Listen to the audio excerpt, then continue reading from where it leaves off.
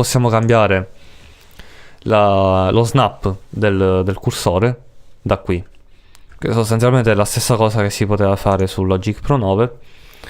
Ci sono delle piccole differenze. Move to playhead, questa credo che non ci fosse lì su Logic Pro 9. O forse sì, però era posizionato in un altro posto. Non era qui, forse era in uno dei menu a tendina che spuntano da qui. Comunque, in buona sostanza, il discorso appunto dei colori, ritornando al discorso dei colori, andiamo da qui. Questo è sempre, abbiamo visto che è sempre di default. A me piace generalmente mettere i colori in ordine, cioè in questo senso, o vado dal viola fino insomma ai colori un po' più caldi, quindi man mano che scendo, per esempio la cassa sarà di questo viola, il rullante sarà di un viola più scuro, così fino al basso, ecco, così avrò una serie di colori. Ora sul mixer si vedranno, ecco, tutto colorato, così mi viene meglio lavorare. C'è invece chi lavora con colori uguali, per esempio la batteria tutta blu, tutta verde, e gli altri strumenti poi di diverso colore. A me piace lavorare così perché mi ci trovo proprio estremamente bene, riesco subito a raccapezzarmi. Anche nel caso di ausiliari, quando creo ausiliari, creandoli del colore più o meno della batteria, cioè dal viola al blu, per esempio, scelgo un blu o scelgo il colore al centro, ecco. Questo è il mio metodo, ovviamente ognuno sceglie il suo. Questo per quanto riguarda, appunto, abbiamo detto i colori. Sì, poi cos'altro c'è di importante da dire? L'environment, ecco, non abbiamo parlato dell'environment. Per capire, per vedere, sì, soprattutto per capire dove fosse, ho dovuto cercare appunto nell'help, utilissimo anche lui, ma come anche quello del 9 ovviamente. Praticamente ho scoperto che si doveva abilitare, quando nel Logic Pro 9 già è abilitato. Beh, in buona sostanza, per abilitare l'environment, per chi lo utilizza spesso per creare strumenti, per fare collegamenti tra i vari strumenti, MIDI, queste cose qua, basta andare qui su Advanced. Sostanzialmente quando si installa il programma, Additional Options sono tutte disattivate.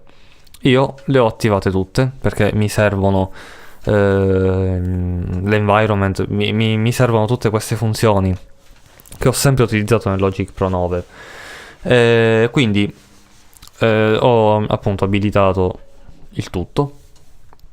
E sostanzialmente abilitando, cioè se volete solo abilitare l'environment basta andare su MIDI, quindi abilitare i MIDI, e poi ce lo troveremo in Window, Open MIDI Environment, Command 0, quindi o andando di Command 0 o andando su Open MIDI Environment lui apre. Ne possiamo aprire quanti ne vogliamo, ma questa non è una novità.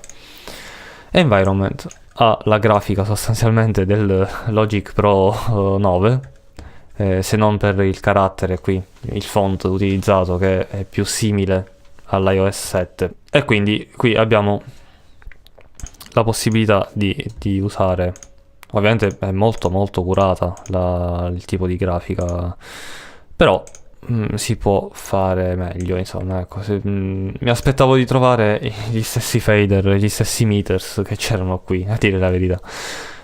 Comunque fa il suo lavoro, lo fa tranquillamente. Infatti, facendo per esempio channel strip,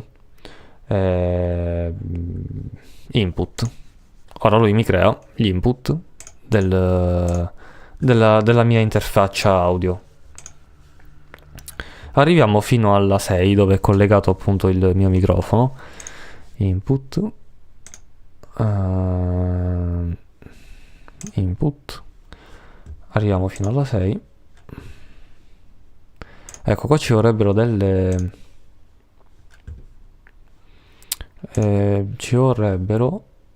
degli shortcuts. Assolutamente sì. Sì, eccolo qui. Ora, da qui sentiamo il volume, abbiamo il volume all'interno di Logic, chiaramente, in questo modo. E da qui praticamente possiamo tranquillamente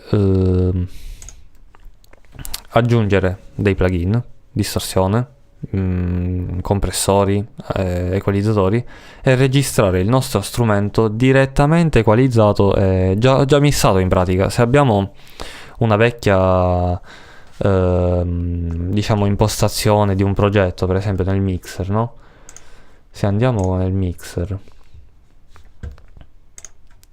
e abbiamo tutti i vari plugin settati in un certo modo, l'equalizzazione, tutto, e ci piace come suona e lo vogliamo ripetere in un altro progetto, però direttamente registrando per risparmiare tempo, insomma, ecco, possiamo tranquillamente farlo copiando il settaggio e andandolo a